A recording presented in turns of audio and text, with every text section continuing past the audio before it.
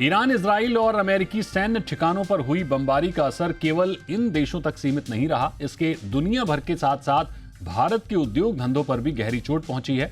खासकर 2 साल में पहली बार कोर सेक्टर की ग्रोथ सबसे निचले स्तर पर रही है और इंडियन इंडस्ट्री की ग्रोथ का ग्राफ काफी गिर गया है। जानेंगे कि किन सेक्टर्स पर इसका सबसे अधिक असर पड़ा है और कितनी प्रभावित हुई हमारी इकोनॉमी। आप देखिए रिपोर्ट, आगे एक्सपर्ट्स के साथ करेंगे चर्चा। यूएस ईरान वॉर, ग्रोथ पर वार।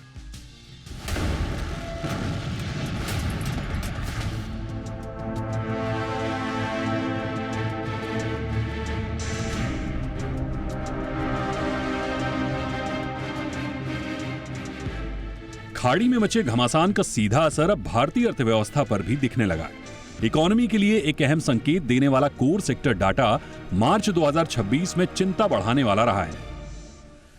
लंबे समय तक पॉजिटिव ग्रोथ दिखाने के बाद अब पहली बार इसमें गिरावट दर्ज की गई है, जो पश्चिम एशिया में गहराते संकट के बादल को दिखाता है। औद्योगिक गतिविधियों की रफ्तार पर दबाव बनना शुरू हो चुका है। खासतौर पर ऊर्जा से जुड़े सेक्टरों में कमजोरी ने पूरे इंडेक्स को नीचे खींच लिया, जिससे आने वाले महीनों के लिए भी संकेत कमजोर दिख रहे हैं। मार्च में कोर सेक्टर की ग्रोथ 2.8% से घटकर -0.4% दर्ज की गई, जो 19 महीनों में सबसे खराब प्रदर्शन है। यह अगस्त 2024 के बाद पहली बार है जब इस इंडेक्स ने नेगेटिव ग्रोथ दर्ज की। इस गिरावट की सबसे बड़ी वजह ऊर्जा से जुड़े सेक्टर रहे। सबसे ज्यादा असर फर्टिलाइजर सेक्टर पर पड़ा। मार्च में इसका उत्पादन 24.6% गिर गया, जो अब तक का सबसे खराब स्तर है। फरवरी में फर्टिलाइजर आउटपुट में 3.4% की बढ़त दर्ज की गई थी, तो वहीं कोयला उत्पादन 4% घट गया, जबकि फरवरी में इसमें 2.3% की बढ़त थी। इसके अलावा कच्चे तेल का उत्पादन 5.7% गिरा, जो पहले से जारी गिरावट को और बढ़ाता है। बिजली उत्पादन भी 0.5% घट गया, जिसमें फरवरी में 2.3% की बढ़त थी। हालांकि कुछ सेक्टरों ने थोड़ी राहत भी दी। स्टील उत्पादन मार्च में 2.2% बढ़ा है, लेकिन फरवरी में 7.6% के मुकाबले ये काफी धीमा है। तो वहीं प्राकृतिक गैस उत्पादन 6.4% बढ़ा, जो पिछले महीने 5% की गिरावट के बाद सुधार दिखाता है। सीमेंट उत्पादन 4% बढ़ा, लेकिन फरवरी में 8.9% के मुकाबले इसमें भी रफ्तार धीमी रही। ये कंस्ट्रक्शन गतिविधियों में सुस्ती का संकेत देता है। कोर सेक्टर का महत्व इसलिए भी ज्यादा है क्योंकि इन 8 उद्योगों का वजन इंडेक्स ऑफ इंडस्ट्रियल प्रोडक्शन यानी आईआईपी में करीब 40.27% है। ऐसे में अगर कोर सेक्टर कमजोर रहता है तो इसका सीधा असर पूरे औद्योगिक उत्पादन पर दिखता है। मार्च का यह डेटा संकेत देता है कि आने वाले आईआईपी आंकड़े भी दबाव में रह सकते हैं, जिससे आर्थिक ग्रोथ के अनुमान पर असर पड़ सकता है। ये गिरावट सिर्फ एक महीने का डेटा नहीं बल्कि एक ट्रेंड की शुरुआत भी हो सकती है। लगातार धीमी होती ग्रोथ के बाद अब नेगेटिव नंबर आना ये दिखाता है कि इंडस्ट्रियल सेक्टर में मांग और उत्पादन दोनों पर दबाव है। अगर ऊर्जा सेक्टर जल्दी रिकवर नहीं करता तो इसका असर मैन्युफैक्चरिंग, ट्रांसपोर्ट और बाकी आर्थिक गतिविधियों पर भी दिख सकता है। ब्यूरो रिपोर्ट, जी मीडिया। और इस मुद्दे पर चर्चा के लिए हमारे साथ 2 खास मेहमान हैं। हमारे साथ हैं दिलीप चोनॉय सर, चेयरमैन हैं भारत वेब3 एसोसिएशन और पूर्व मैनेजिंग डायरेक्टर और सीईओ हैं नेशनल स्किल डेवलपमेंट कॉरपोरेशन के। दिलीप सर, बहुत स्वागत है आपका जी बिजनेस पर। और हमारे साथ हैं सुभाष चंद्र गर्ग सर, पूर्व वित्त सचिव हैं। सुभाष सर, आपका भी बहुत स्वागत है। सुभाष सर, सबसे पहले आपके पास मैं आऊँगा और आपसे समझना चाहूँगा कि पश्चिम एशिया संकट चल ही रहा है, क्या इसका असर भारत के ग्रोथ पर दिखना शुरू हो गया है? क्योंकि हालिया कोर सेक्टर के जो आंकड़े हैं वो लगभग स्पष्ट कर रहे हैं कि स्लोडाउन के कुछ संकेत तो दिख ही रहे हैं। कैसे देखते हैं सर, आप कैसे एनालाइज करेंगे इसको? निश्चित रूप से वेस्ट एशिया जो क्राइसिस है उसका हमारे जीडीपी पे, मैन्युफैक्चरिंग पे, कोर सेक्टर पे, सभी पे काफ़ी असर पड़ेगा और पड़ रहा है। जैसे मार्च के आंकड़े आपके सामने आ गए हैं। मार्च में ये वॉर काफ़ी अपने शुरू हुई थी और पूरे तेज़ी से चल रही थी। उसी समय सारे रिस्ट्रिक्शंस वगैरह लगे। हालांकि अभी भी रिस्ट्रिक्शंस जो हैं ऑयल के मूवमेंट में, गैस के मूवमेंट में, वो अभी भी हैं। तो ये असर आगे भी नज़र आता रहेगा। लेकिन मुझे जो सबसे ज़्यादा चौंकाने वाली बात इस आंकड़ों में लगी वो ये थी कि ये तो समझ में आ रहा था कि भाई ऑयल सेक्टर में और रिफाइनरी प्रोडक्ट्स में कमज़ोरी रहेगी। और गैस में सरकार ने कोशिश की थी कि इस समय गैस का प्रोडक्शन ज़्यादा बढ़ाया जाए, इसलिए गैस का प्रोडक्शन थोड़ा ज़्यादा हुआ भी 7-1% के आसपास। जी। लेकिन कोल में और इलेक्ट्रिसिटी में इतनी कमज़ोरी क्यों है?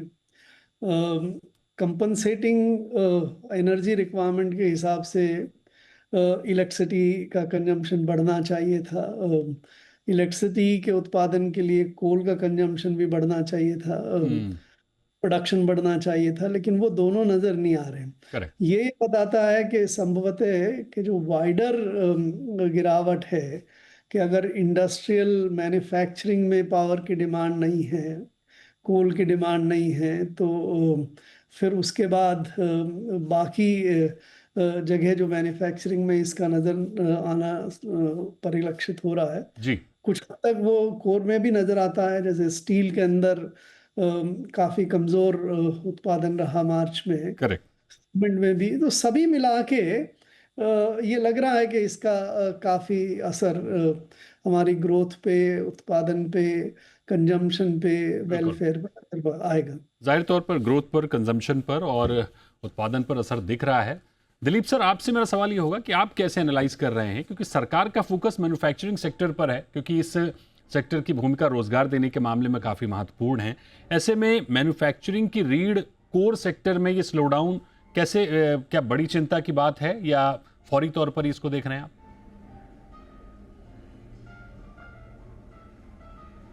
नहीं, धीरज जी, जैसे सुभाष जी ने बताया था, तो ये एक तरीके से एक अच्छा सा इफेक्ट है। तो मैं जो सुभाष जी के जो उन्होंने जो एक्सप्लेन किया था उसको थोड़ा आगे लेना चाहता हूँ जी। अगर आप देखें तो जो सबसे इंडिया में जो सारे इलेक्ट्रिसिटी के कंज्यूमिंग इंडस्ट्री हैं, वो पेट्रोलियम सेक्टर है, फर्टिलाइज़र सेक्टर है, और कई सेक्टर्स हैं जैसे टाइल सेक्टर है, सिरेमिक सेक्टर है, जो पेट्रोलियम प्रोडक्ट के फीड स्टॉक पे डिपेंड करते हैं।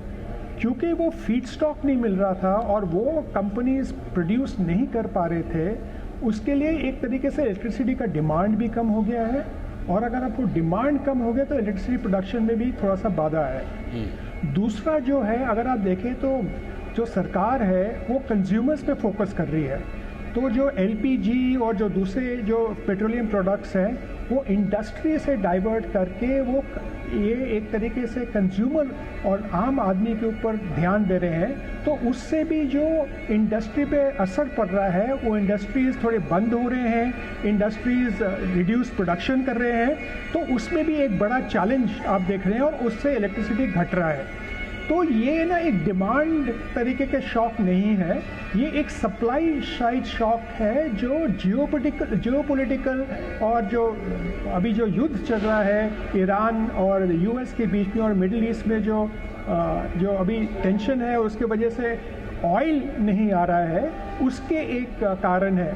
दूसरा, अगर आप देखें तो इंफ्रास्ट्रक्चर सेक्टर में भी जैसे थोड़ी सी एक स्लो डाउन हुआ है, क्योंकि उसमें भी काफ़ी, अगर आप रोड्स देखें वो भी पेट्रोलियम प्रोडक्ट्स के जो तार होता है उसके ऊपर भी है, और कहीं इसलिए तो ये एक कैस्केडिंग इफेक्ट हो गया है, जहाँ ये एक एनर्जी डिपेंडेंट ये शॉक है ला के डिमांड की तरह। और दूसरा, क्योंकि ग्लोबल अनसर्टनिटी हो गया, एक्सपोर्टर्स भी थोड़ा सा रुक के चल रहे हैं, और वहाँ पे भी बड़े प्रोडक्शन और ये नहीं कर रहे हैं, वो जस्ट इन केस और जस्ट इन टाइम का थोड़ा प्रोडक्शन कर रहे हैं। बड़ी अहम बात आपने कही।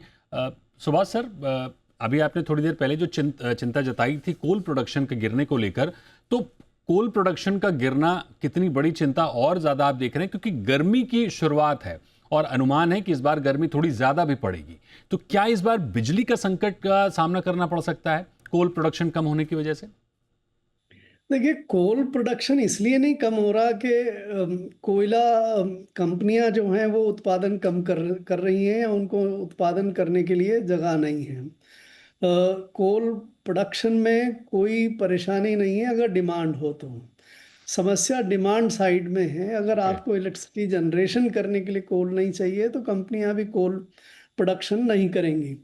कुछ समय पहले एक आंकड़ा भी आया था कि वो कोल कंपनियों के पास कितने दिन का स्टॉक रखा हुआ है ले जाने के लिए। कोल की उठाव नहीं हो रही है, इसलिए कोल का प्रोडक्शन कम होगा। तो ये समस्या इस कारण से नहीं आएगी गर्मी के समय में कि कोल प्रोडक्शन नहीं है। अभी हमारे यहाँ कोई क्राइसिस इस किस्म की कोयल की नहीं है।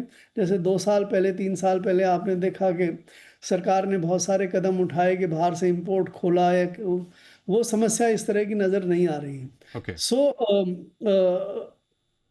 प्रॉब्लम जो देखने की ज़रूरत है कि ये इलेक्ट्रिसिटी कंजम्पशन का, क्योंकि डिमांड होम डिमांड तो बढ़ेगी जैसे जैसे गर्मी पड़ती है, तो होम डिमांड, रेसिडेंशियल डिमांड तो बढ़ेगी।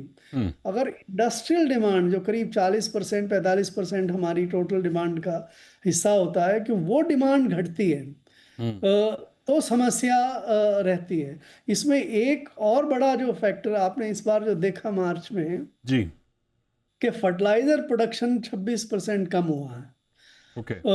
ये मेरे ख्याल से बहुत ज़्यादा चिंता की ज़रूरत है।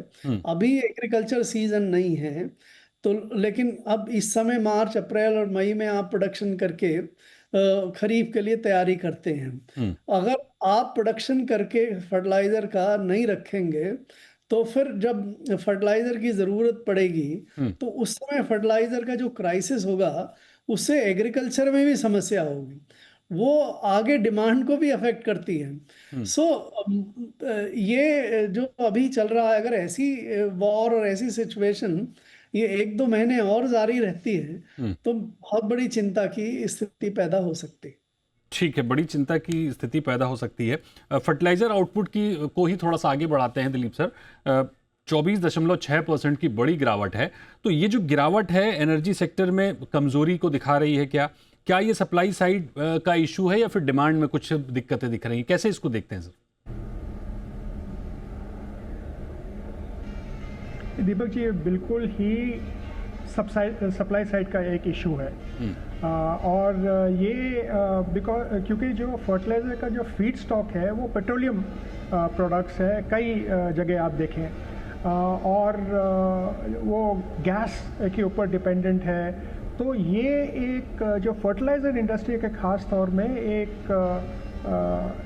सप्लाई साइड है। दूसरा जो है, हम कहीं जैसे जो फर्टिलाइजर्स इंपोर्ट करते हैं उसका रूट भी जो स्ट्रेट ऑफ हॉर्मूज से है, तो वहाँ पे भी अगर आप फर्टिलाइज़र जो इंपोर्ट कर रहे हैं वहाँ से भी एक तरीके से एक चैलेंज है, क्योंकि एक सप्लाई साइड का है।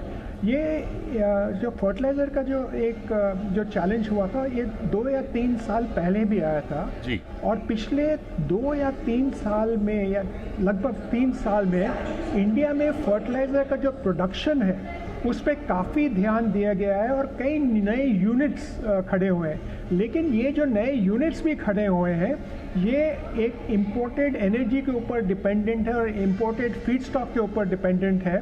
तो इसके ऊपर एक तरीके से एक चैलेंज आ जाता है।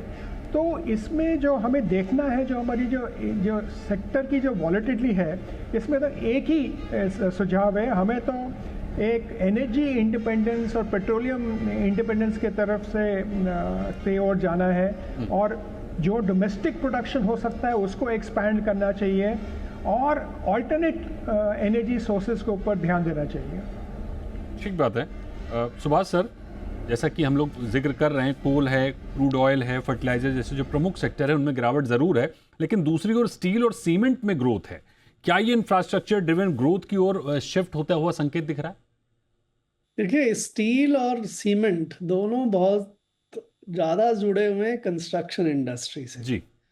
कंस्ट्रक्शन इंडस्ट्री में अभी कोई इतनी ज़्यादा गिरावट नज़र नहीं आ रही, और कंस्ट्रक्शन जो प्रोजेक्ट्स हैं, चाहे रोड्स के हों, चाहे बिल्डिंग्स के हों, चाहे फैक्ट्रीज के हों, वो अभी चल रहे हैं। लेकिन ये जो 2-3% की ग्रोथ स्टील में नज़र आती है, ये अगर आप 4-5 साल के पिछले आंकड़े देखिए तो हमारी स्टील कंजम्पशन की एनुअल ग्रोथ 9-10-11% हुआ करती थी जी। तो वो अब घट के अगर 3-4% पे आ जाती है ग्रोथ, तो ये बता रहा है कि कंस्ट्रक्शन सेक्टर में भी इस समय थोड़ी ग्रोथ कम हो गई है, गिरावट नहीं हो रही है, नेगेटिव पे नहीं जा रहे हैं आप, लेकिन ग्रोथ रुक गई है। और स्टील के प्रोडक्शन में और सीमेंट के प्रोडक्शन में भी बहुत सारा जो आपको कोर सेक्टर का उत्पादन चाहिए, अगर कंस्ट्रक्शन दोनों चीजें मिल जाती हैं कि कंस्ट्रक्शन सेक्टर की डिमांड, जैसा कि अभी नजर आ रहा है कुछ बड़ी सिटीज में कंस्ट्रक्शन जो रेसिडेंशियल डिमांड है वो टेपर ऑफ होती हुई नजर आ रही है। तो अगर कंस्ट्रक्शन की डिमांड भी घटती है और सप्लाई साइड से प्रॉब्लम होती है, तो आपको जो स्टील और सीमेंट में भी आने वाले समय में कुछ गिरावट और ज्यादा नजर आएगी। ठीक बात है। एक और इम्पोर्टेंट सवाल बनता है दिलीप सर, ये जो स्लो डाउन है इसे फौरी तौर पर देखा जाए या लॉन्ग टर्म में चिंताएं अभी हैं, क्योंकि जो ग्लोबल क्राइसिस है उसका अभी कुछ अता पता नहीं है। दूसरे दौर की बातचीत होनी थी, वो बातचीत भी लगभग थमी हुई है, ना ईरान आगे बढ़ रहा है, अमेरिका तो बात कर रहा है लेकिन ईरान की ओर से सुस्ती है। तो ग्लोबल क्राइसिस वो लगातार बनी हुई है, कोर सेक्टर की ग्रोथ हमारी जो है वो कमज़ोर होती हुई दिख रही है, जो आंकड़े हैं वो अनुमान आगे के अच्छे नहीं दे रहे हैं। तो क्या आपको लगता है ये लॉन्ग टर्म चल सकता है या फिर आगे स्थिति कुछ सुधरती हुई दिखेगी?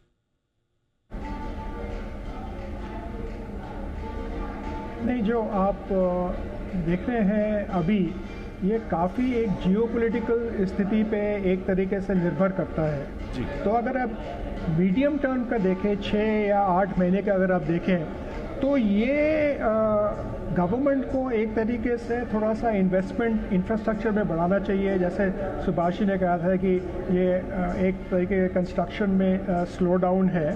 और दूसरा जो अगर देखें तो ये एक अनइवन सा ग्रोथ होगा आगे जा कर के। लेकिन अगर आप देखें इंडिया में जो उनका स्ट्रॉन्ग डिमांड का और इंटरनल डिमांड के एक कुशन है, जिस तरीके से वो आगे जा कर के, तो मीडियम और शॉर्ट टर्म में एक तरीके से ये चैलेंज होगा। लेकिन अगर आप देखें अभी पिछले ही हफ्ते में थोड़े रेटिंग एजेंसीज ने और वहाँ पे इंटरनेशनल बॉडीज़ ने इंडिया का जो जीडीपी ग्रोथ है उस पर ऊपर काफ़ी एक तरीके डाउनसाइड नहीं दिखाया है, उसको थोड़ा सा अपसाइड ही दिखाया है। और हमें आगे जा कर के एनर्जी सिक्योरिटी में और ऑल्टरनेट सोर्सेस से, रशिया से हम ऑयल ले रहे थे, अब वेनेजुएला खुल गया है, हम अफ्रीका से डाइवर्सिफाई कर रहे थे।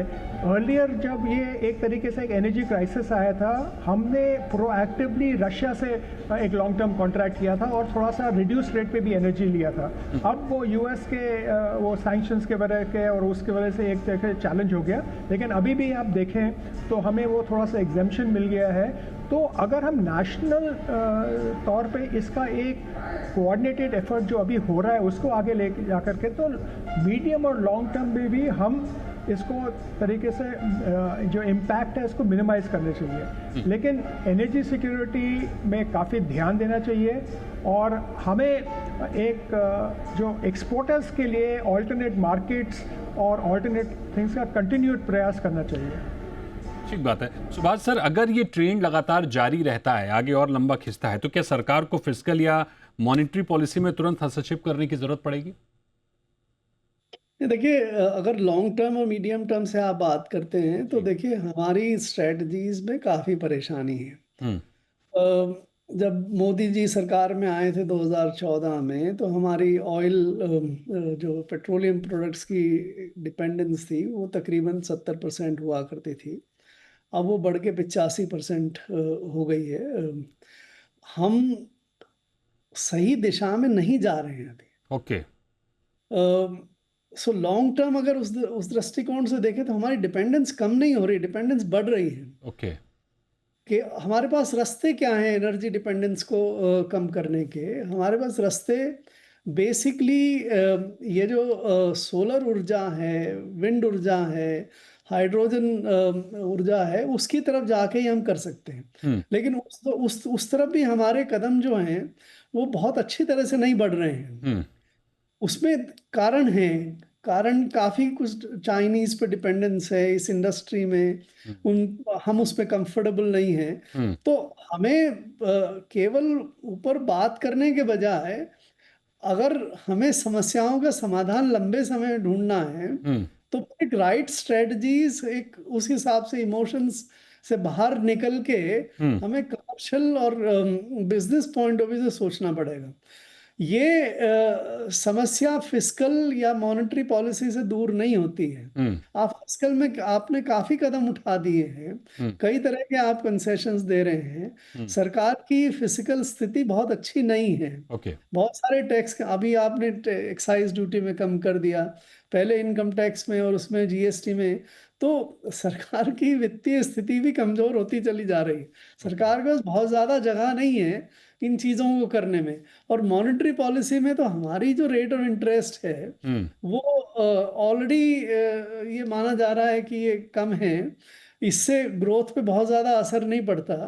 एक्सचेंज रेट आपने देख ही ली हमारी कितनी, इस बार 10% से ज्यादा डेप्रिसिएशन हुआ है। करेक्ट। तो बड़ी स्ट्रेटेजिक सोच करके out of the way conventional measures लेने पड़ेंगे। केवल छोटे छोटे मेजर लेने से काम नहीं चलेगा। जाहिर तौर पर बड़ी डिपेंडेंसी हमारी फॉसिल फ्यूल पर है, कोल पर है। दिलीप सर, जैसा कि सुभाष सर ने कहा है, इस सुभाष सर के पॉइंट को आप कैसे देखते हैं, और इसके साथ ही क्या जो हमारी कैपेक्स स्ट्रेटजी है या पॉलिसी इम्पैक्ट है, इस पर सवाल खड़े होते हैं सरकार के?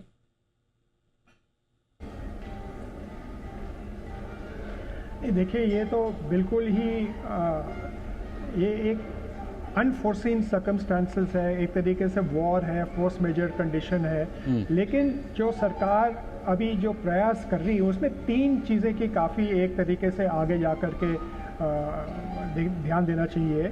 एक है, जैसे हमने पहले भी इस शो में बात की थी कि फर्टिलाइज़र के फार्मर्स के लिए फर्टिलाइज़र होना चाहिए, तो सरकार को एक तरीके से priority gas allocation fertiliser sector को देना चाहिए। दूसरा जो है, जो हमारे पास अभी जो लॉजिस्टिक्स बॉटलनेक्स हैं अभी एनर्जी को अंदर लाने के लिए या पेट्रोलियम प्रोडक्ट्स को अंदर लाने के लिए या वैसे, उसको एक तरीके से ध्यान देना चाहिए। तीसरा जो है, और ये एक तरीके से जो माइनिंग सेक्टर है और oil and gas exploration sector है, उसको जो थोड़े से इंडस्ट्री और गवर्नमेंट जो रिफॉर्म्स के बारे में करते हैं उनको फास्ट ट्रैक करना चाहिए। तो ये अगर 3 चीज़ लें तो हमारा जो कोर सेक्टर में एक तरीके से बदलाव आ सकता है। और लेकिन गवर्नमेंट को एक ये फ्रंट लोड करना पड़ेगा कैपेक्स स्पेंडिंग, क्योंकि अभी बजट ही पास हुआ है और पूरा उसमें जो इस साल के जो बजट में है, जैसे कोविड में किया था, कोविड में भी हमने फ्रंट लोड किया था कैपेक्स जो था उसमें। तो अगर हम कैपिटल एक्सपेंडिचर और इंफ्रास्ट्रक्चर स्पेंडिंग को फ्रंट लोड करेंगे और एक तरीके से प्राइवेट सेक्टर इन्वेस्टमेंट को एक तरह ध्यान दें, तो ये जो है एक प्लेबुक हो सकता है। क्योंकि पहले भी गवर्नमेंट ने कोविड के द्वारा कई ऐसे मेजर्स लिए थे और हमने इतना जो फिस्कल इंसेंटिव नहीं दिया था, हमने कोई अलग अलग देशों के कंपैरिजन में काफ़ी कम दिया था। तो ये प्लेबुक एक तरीके से फिर दोहराना पड़ेगा और इंडस्ट्री, गवर्नमेंट और दूसरे स्टेक होल्डर्स को साथ मिलकर के काम करना पड़ेगा। ठीक बात है, यानी कोर इंडस्ट्री की जो आंकड़े हैं उनमें तमाम बड़े इंपॉर्टेंट पॉइंट्स आपने रखे, सुभाष सर और दिलीप सर, और जाहिर तौर पर सरकार को फोकस इस पर रखने की ज़रूरत है। ध्यान दे भी रही होगी सरकार, क्योंकि आंकड़े हम आप ही नहीं देख रहे हैं, सरकार से ही आंकड़े आए हैं। और उम्मीद करते हैं, हालांकि स्टील और सीमेंट के आंकड़े बेहतर हैं, यानी इंफ्रास्ट्रक्चर पर और कंस्ट्रक्शन पर फोकस ज़रूर है, लेकिन कोल सेक्टर, क्रूड ऑयल और फर्टिलाइजर पर जो दिक्कतें दिख रही हैं उन पर भी ध्यान देने की ज़रूरत है। हाँ, ग्लोबल क्राइसिस है, उसकी वजह से चिंताएं ज़रूर हैं, लेकिन सरकार को हस्तक्षेप तो करने की ज़रूरत है ही, अगर इन आंकड़ों को और बेहतर करना चाह रहे हैं तो बहुत शुक्रिया करेंगे सर हमारे साथ जुड़ने के लिए, दिलीप सर और Subhash sir. Thank you so much sir, thanks for your time.